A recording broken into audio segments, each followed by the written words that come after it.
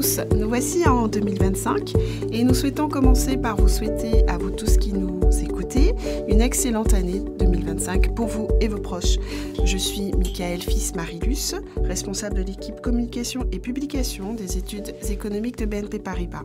Et aujourd'hui, je reçois pour vous Hélène Bochon, chef économiste adjointe de BNP Paribas et responsable de l'équipe économie avancée des études économiques. Bonjour Hélène. Bonjour Michaëlle et très bonne année à tous nos abonnés. Hélène, en ce début d'année, vous allez nous offrir votre point de vue sur ce qui nous attend en 2025 et vous nous proposez de regarder les choses un peu différemment.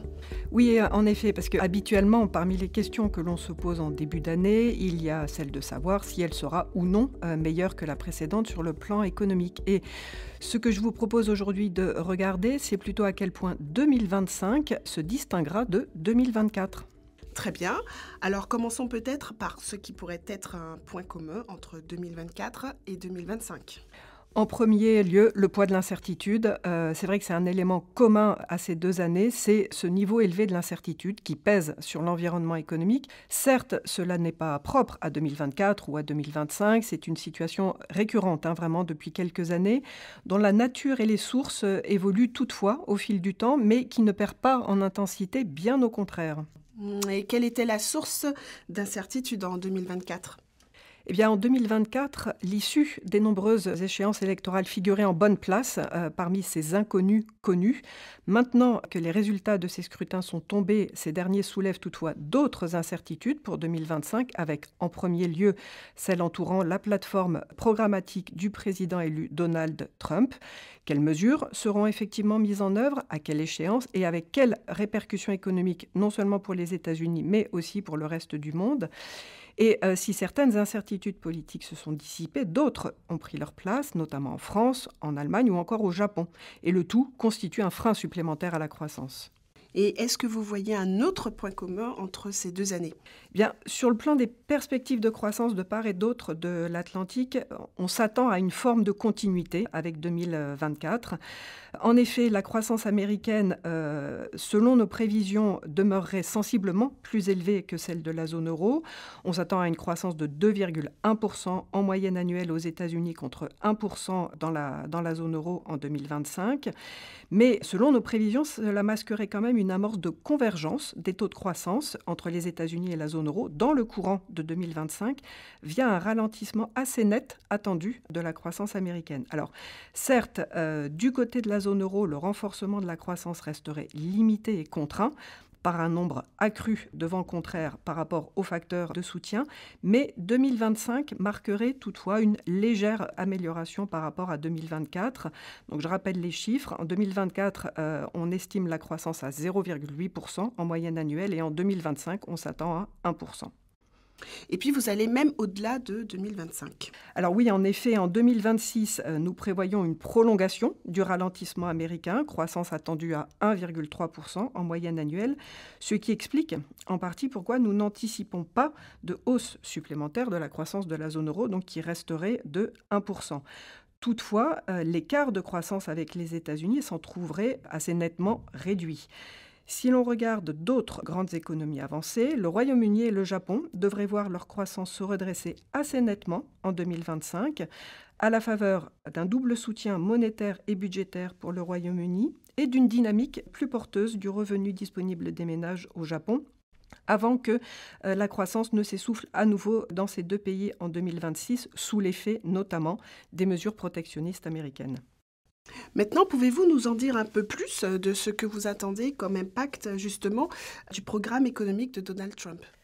Eh bien, pour les États-Unis, nous pensons que l'impact net, c'est-à-dire la différence entre les effets positifs et les effets négatifs, que cet impact net sur la croissance américaine soit d'abord positif, sur environ les 6 premiers mois de 2025, avec une économie américaine qui continuerait de donner des signes de résilience, soutenue par l'optimisme post-élection, mais elle commencerait à pâtir plus visiblement de la politique économique menée par la nouvelle administration Trump, donc à partir de la deuxième moitié de 2025, un ralentissement attendu du fait notamment des effets inflationnistes de la politique économique menée par l'administration Trump et d'une politique monétaire plus restrictive qui en découlerait.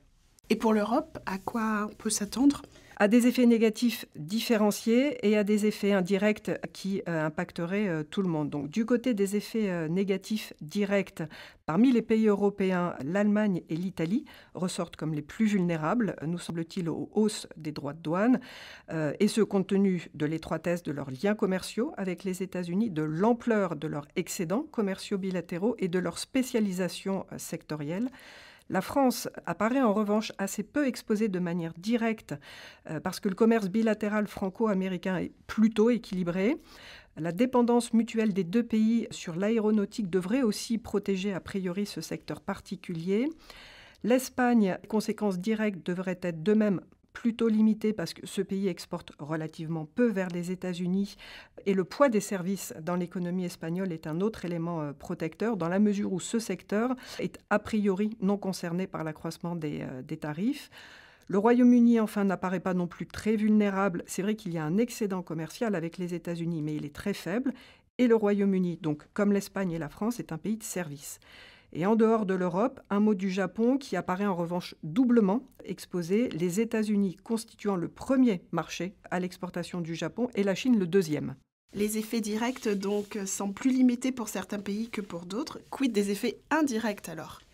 Eh bien, il nous semble que tous les pays devraient être impactés négativement de manière indirecte, d'une part par l'incertitude ambiante, d'autre part par les effets de second tour via les intrants dans les processus de production, via la moindre croissance des partenaires européens pour le cas européen, et via aussi les risques d'escalade et de mesures de rétorsion.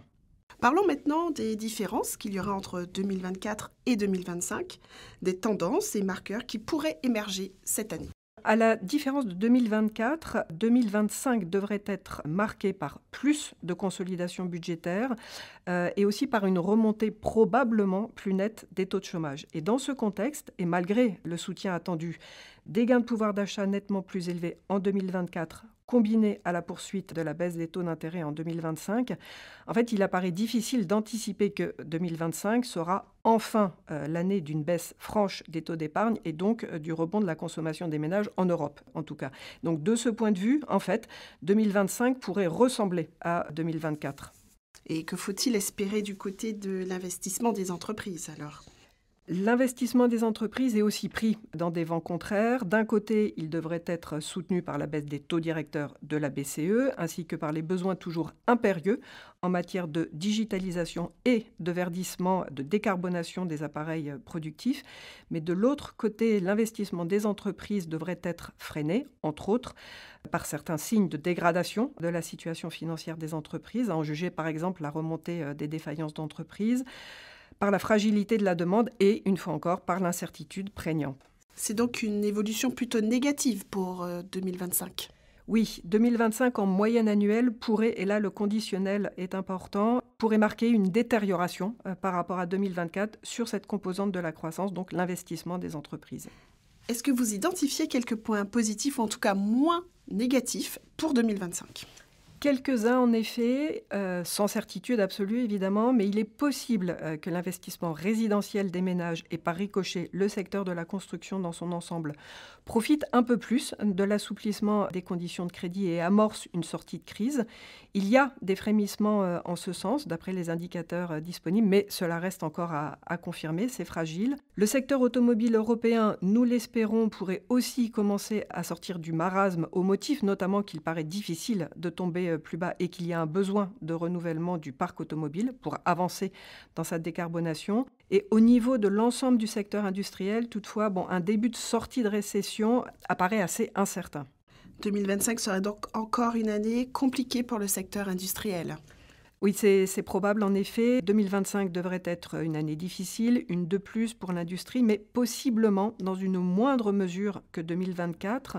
Citons l'exemple de l'aéronautique en particulier qui semble se distinguer par des perspectives plus positives. Un autre élément intéressant de ce point de vue, c'est donc la dichotomie entre les difficultés de l'industrie et le rôle moteur des services. Dichotomie qui a été une des caractéristiques de 2024, eh bien cette dichotomie devrait vraisemblablement se prolonger en 2025, avec une industrie encore à la peine et des services dont on s'attend à ce qu'ils continuent à soutenir l'activité économique. Sur les différents points que nous avons évoqués jusqu'ici, les ressemblances entre 2024 et 2025 semblent plutôt l'emporter. Quels pourraient être les facteurs vraiment différenciants d'après vous ?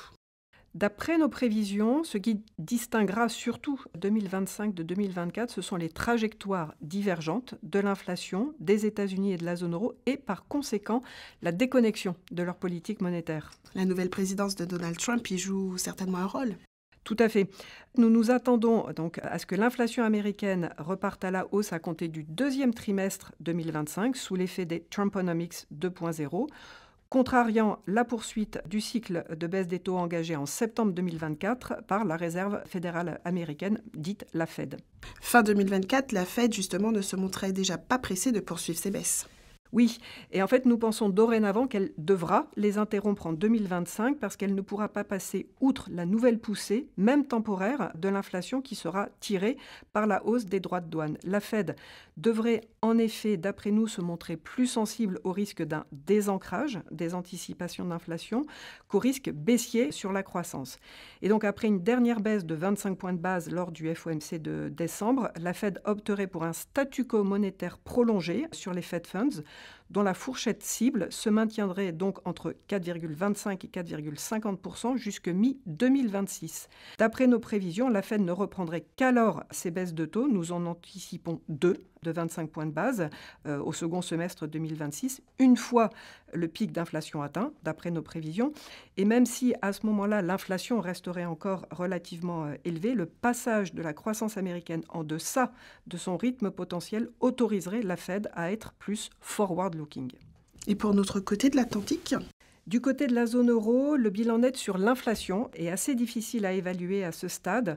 Entre les effets haussiers dus aux droits de douane et à la dépréciation de l'euro vis-à-vis du dollar américain, les effets baissiers, affaiblissement de la demande, pression désinflationniste venant de Chine, et puis les comportements de marge des entreprises, est-ce qu'elles seront en capacité ou non de préserver leur marge face aux tensions sur l'inflation. Nous pensons toutefois que les pressions désinflationnistes devraient l'emporter dans la zone euro et que le retour à la cible d'inflation de 2% serait sécurisé en 2025, et cela permettrait à la BCE de poursuivre le desserrement graduel de sa politique monétaire jusqu'à atteindre la neutralité en milieu d'année prochaine. Concrètement, ça veut dire qu'après 4 baisses de taux de 25 points de base en 2024, nous en prévoyons autant en 2025 lors de chacune des réunions à venir, c'est-à-dire en janvier, mars, avril et juin, jusqu'à porter le taux de dépôt à 2%, donc en juin. Et ce niveau de 2%, il est intéressant parce qu'il correspond au point médian de notre intervalle du taux neutre. Il est toutefois probable que la BCE doive aller en deçà de ce taux neutre et doive passer en zone de politique véritablement accommodante si l'économie de la zone euro en fait s'affaiblit plus qu'anticipé. Pour terminer, on pourrait dire donc que 2025 devrait s'inscrire pour partie dans la continuité de 2024, tout en marquant ses différences, notamment du fait des répercussions du programme économique de Donald Trump, des répercussions qui font plutôt peser un risque baissier sur la croissance mondiale.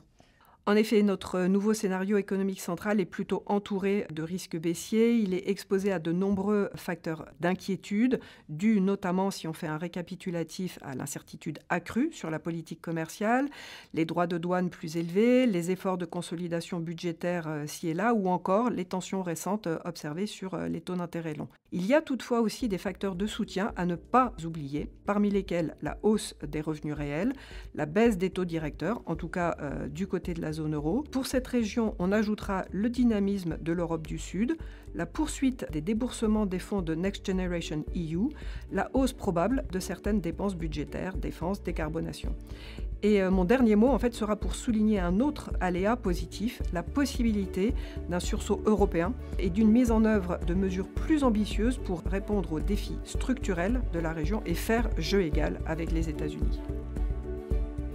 Merci Hélène pour ce nouvel éclairage et je profite de ce podcast pour signaler à ceux qui nous écoutent que votre équipe vient de publier son Éco-Perspective Économie avancée. Éco-Perspective, c'est une publication trimestrielle qui vous permettra d'approfondir les points dont nous venons de parler et de découvrir de nombreux autres sujets.